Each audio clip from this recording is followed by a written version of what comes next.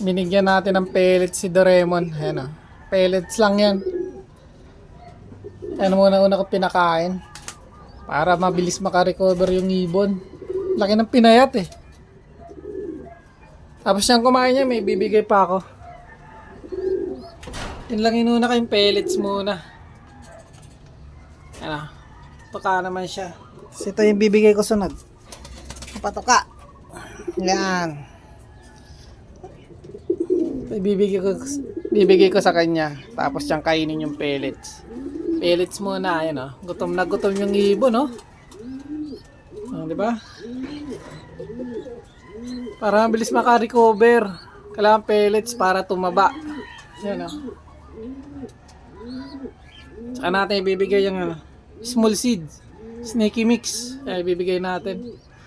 Ayan, kumain ka muna ng pellets dyan. Palakas ka ulit.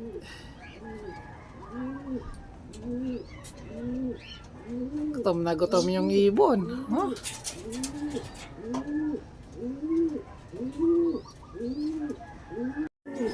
Palitan na natin yung patoka. Tapos na siya kumain ng pellets. Ito naman ibibigay natin. Ayan, naman ibigay natin yung sneaky mix. Ah, di ba? Kain pa rin siya, oh. Talagang gutom na gutom ang ibon natin. Ah, di ba? Yan lang natin muna yan kumain. Yan. Pakabusog ka, Doraemon.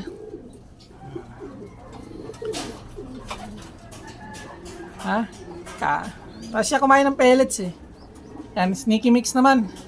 Tapos mamaya may bibigay ako sa tubig. Para yun ang inumin niya.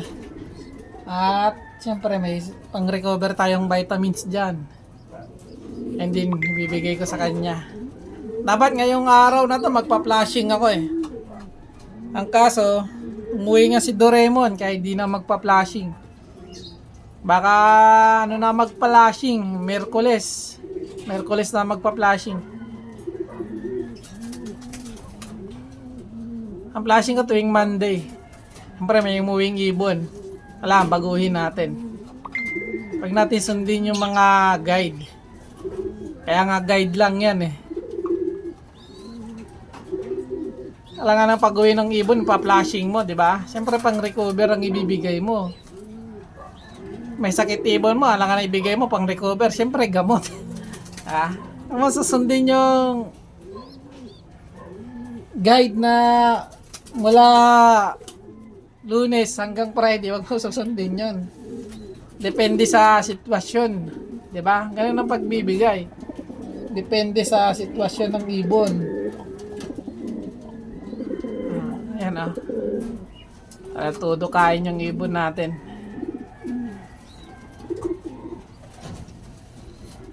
Mamaya papakainin ko na to lahat. Tingnan natin kung kakain pa rin siya.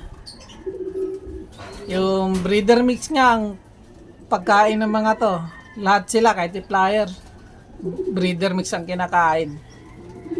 Tingnan natin kung kakain pa siya ulit ng breeder mix. Ano? Gutom na gutom talaga.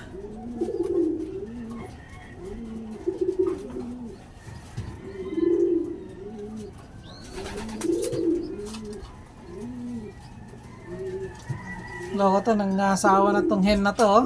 Kala ko si Doraemon yung asawahin niya. Yung pala, kaaway ni Doraemon.